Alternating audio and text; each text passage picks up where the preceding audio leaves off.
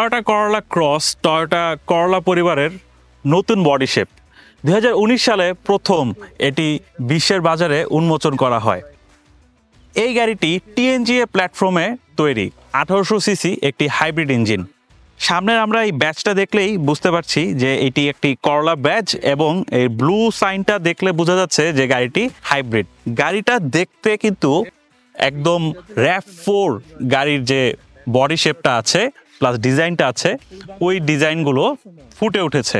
এছাড়া গাড়ির সামনের লুকটা দেখলেও গাড়িটা যে করোলা ফ্যামিলি থেকে বিলং করে সেটি বোঝা যায়। এই গাড়িটির চ্যাসিস টয়োটা করোলা থেকে না, নতুন মডেলে যে টয়োটা করোলা রয়েছে সেটির উপরে ভিত্তি করেই টয়োটা করোলা ক্রস গাড়িটি তৈরি করা হয়েছে। টয়োটা মূলত জাপানের বাজারে ক্রসওভারের চাহিদা মেটানোর জন্য এই গাড়িটি তৈরি করেছে।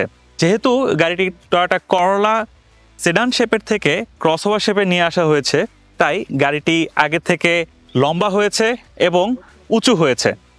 গাড়িটির সাইড প্রোফাইল দেখলে আপনারা বুঝতে পারছেন গাড়িটি বেশ লম্বা, প্লাস গাড়িটির 18 ইঞ্চ অ্যালয় হুইল সহ আসে, প্লাস প্লাস্টিক সাইড কিট সহ আসে।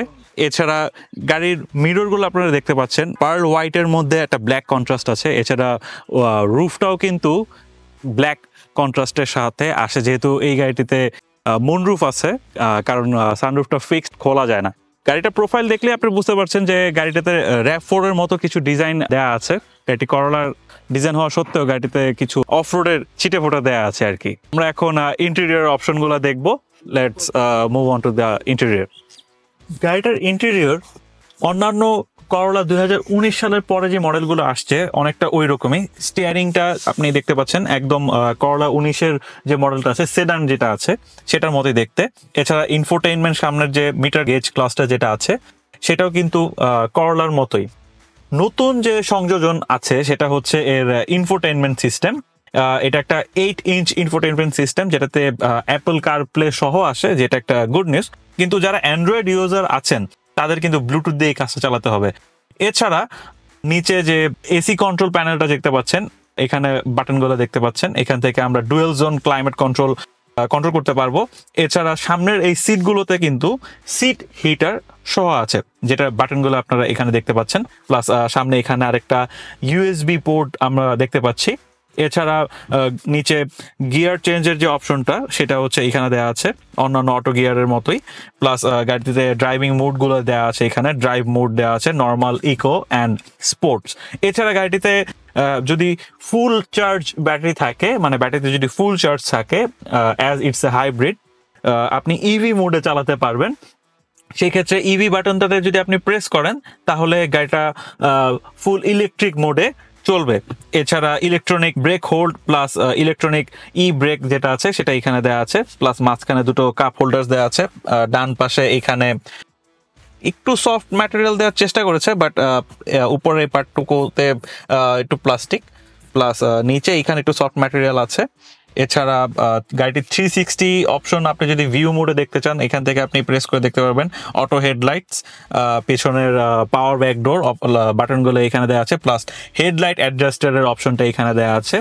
এছাড়া আপনারা সিটগুলো দেখতে পাচ্ছেন মোটামুটি ভালোই কমফোর্টেবল। প্লাস একটা জিনিস যেটা আমার কাছে অদ্ভুত লেগেছে, এটার হচ্ছে হাফ লেদার অ্যান্ড হাফ মাঝখানে একটু ফ্যাব্রিকের অপশন দিয়েছে, এই জিনিসটা একটু অদ্ভুত লেগেছে আর কি। এছাড়া গাড়িটিতে মুনরুফ সহ আসছে, তাই দিনের বেলা আপনি যদি উপরের কভারটা খুলে চালান, ছাদের কভারটা খুলে চালান, গ্লাসের নিচে মুনরুফের নিচে যে কভারটা থাকে, তাহলে কিন্তু গাড়িতে প্রচুর আপনি লাইট পাবেন। এখন আমরা পেছনের সিটটা দেখবো অ্যাকচুয়ালি, যে পেছনের সিটটা কতটুকু কমফোর্টেবল প্লাস কিরকম স্পেস আছে। সো পেছনে এই হচ্ছে আমার সিটিং পজিশন। আমার হাইট 5 ফিট 8 ইঞ্চ, কিন্তু দেখতে পাচ্ছেন আমি খুব আরাম করে বসতে পারছি। প্লাস প্রচুর পরিমাণ জায়গা রয়েছে, প্রচুর পরিমাণ হেডরুম রয়েছে, প্লাস লেগ রুমও রয়েছে। আমার ডানে দরজার এখানে একটা কাপ হোল্ডার রয়েছে, কিন্তু খুব একটা জায়গা রাখেনি, আমি অন্য কোনো ফাইল বা অন্য কোনো কিছু এখানে রাখতে পারবো না। নিচে ডোরের নিচে এখানে স্পিকার রয়েছে। এছাড়া পিছনে এখানে এসি ভেন্ট রয়েছে এবং নিচে দুটো USB পোর্ট রয়েছে। এছাড়া এইখানে একটা আর্ম রেস্ট রয়েছে, যেটা একটু কষ্টকর হয়ে যাচ্ছে বের করতে, আর্মরেস্টের মধ্যে দুইটা আরো কাপ হোল্ডার্স রয়েছে, প্লাস এখানে ধরে বসার জন্য হ্যান্ডেল দেওয়া আছে। So overall it's a very good family কার। আপনার পরিবারের জন্য এটা খুব সুন্দর একটা গাড়ি। আপনি 5 জনের মেম্বার নিয়ে আরামসে এই গাড়ি নিয়ে ঘুরতে পারবেন, প্লাস ঢাকার আশেপাশে ট্রাভেল করতে পারবেন। ইভেন সিটিতেও এই গাড়িটা আপনি খুব সুন্দরভাবে রেগুলার ইউজ করতে পারবেন, ভালো মাইলেজ পাবেন। গাড়িটিতে ভালো পরিমাণ স্পেস আছে, উপরে সানরুফ আছে, আমি খুব সুন্দরভাবে আকাশ দেখতে পাচ্ছি, প্লাস প্রচুর পরিমাণ লাইট আছে। জাস্ট পেছনের সিটের এইখানটায় আমার কাছে একটা ডাউন সাইড লেগেছে, যে এই ডোর সাইড গুলোতে খুব একটা স্পেস নেই কিছু রাখার জন্য, প্লাস সামনের যে ড্রাইভিং সিটটা আছে এটার পিছনেও কিছু রাখার অপশন নেই, শুধুমাত্র প্যাসেঞ্জার সাইডের সিটের পিছনে আপনি কোনো ফাইল টাইল এরকম কিছু রাখতে পারবেন আর কি। এই হচ্ছে পেছনের সিটের অবস্থা। কিন্তু ওভারঅল আপনি যদি আমাকে জিজ্ঞেস করেন যে গাড়িটা অ্যাকচুয়ালি কিরকম, সেক্ষেত্রে আমি বলবো অবশ্যই এটি এলিয়ন প্রিমিয়র যে সেগমেন্ট আছে তার থেকে অনেক বেটার, প্রচুর স্পেস আছে, প্লাস আরো কমফোর্টেবল। সো এখন আমরা দেখবো গাড়িটির পেছনের সাইডে। উপরে একটা শার্ক ফিন এন্টেনা আপনারা দেখতে পাচ্ছেন, প্লাস পেছনে রিয়ার ভিউ দেখার জন্য আরেকটা ক্যামেরা রয়েছে। এখানে আপনি হাইব্রিড ব্যাজ দেখতে পাচ্ছেন, মাঝখানে টয়োটার একটা বড় একটা লোগো আছে, প্লাস করোলার ব্যাজিংটা ওইখানে আছে। এছাড়া নিচের সাইডে আপনারা দেখতে পাচ্ছেন এখানে পার্কিং সেন্সরগুলো আছে। ওভারঅল গাড়িটার পেছনের সাইডের লুকটাও কিন্তু খুব সুন্দর। এখন আমরা দেখবো গাড়িটার বুট স্পেস কীরকম। আমি গাড়িটার চাবি দিয়ে পেছনের ডোরটা খুলছি। সো ইউ ক্যান সি যে পেছনে কিন্তু প্রচুর পরিমাণ স্পেস রয়েছে, অনেক জায়গায় রয়েছে। আপনি চাইলে একসাথে 2-3 মাসের বাজারও নিয়ে নিতে পারবেন, অনেক স্পেস আছে। এখানে কয়েকটা ব্যাগ রাখা আছে, তারপরও এই পাশে দেখতে পাচ্ছেন যে প্রচুর স্পেস আছে। অ্যাজ ইটস এ হাইব্রিড, এখানে যে কাভারটা আছে এই কাভারের নিচে এখানে স্পেয়ার টায়ার রাখার জায়গা থাকে। এই স্পেসিফিক ভার্সনটাতে অ্যাকচুয়ালি আসছে টায়ার জেল অ্যান্ড হাওয়া দেওয়ার মেশিন। সো অনেক সময় এখানে আপনি চাইলে এই পার্টটা খুলে এখানে আপনি একটা এক্সট্রা টায়ারও রাখতে পারবেন। ওভারঅল আপনি যদি চিন্তা করেন গাড়িটা কিন্তু খুবই প্র্যাকটিক্যাল, সিটিতে ইউজ করার জন্য, প্লাস ফ্যামিলি কার হিসেবে একদমই প্র্যাকটিক্যাল কার। 1800 সিসির ইঞ্জিন ইউজ করা হয়েছে, প্রিয়াসের ইঞ্জিন এই গাড়িটাতে ইউজ করা হয়েছে, এটা আমরা অনেকেই জানি।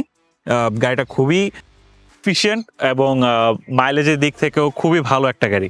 এবার আসা যাক আসল কথায়, করোলা ক্রস আপনারা কত প্রাইসের মধ্যে কিনতে পারবেন। মার্কেটে বর্তমানে করোলা ক্রসের প্রাইস 45-46 এর আশেপাশে আপনারা পেয়ে যাবেন এই প্রাইসের মধ্যে, যদি আপনারা হার্ড টপ মানে মুনরুফ ছাড়া যদি আপনারা নিতে চান। আর মুনরুফ সহ যদি নিতে চান তাহলে অ্যারাউন্ড 48-49 লাখের মধ্যেই পেয়ে যাবেন। করোলা ক্রস অন্যান্য কম্পিটিটিভ যে গাড়িগুলো আছে সেগুলো নিসান এক্সট্রেইল, পর টয়োটা হ্যারিয়ার, তারপর আউটল্যান্ডার, হন্ডা সিআরভি, এই গাড়িগুলোর সাথে করোলা ক্রসকে কম্পেয়ার করা হয়।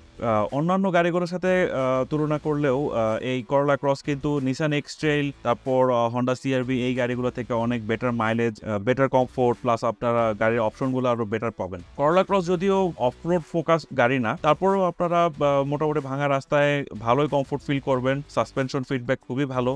গাড়িটার আউটলুক যেহেতু অনেকটা RAV4 এর মতো, তাই ছোটখাটো অফরোডিং তো আপনারা করতেই পারবেন।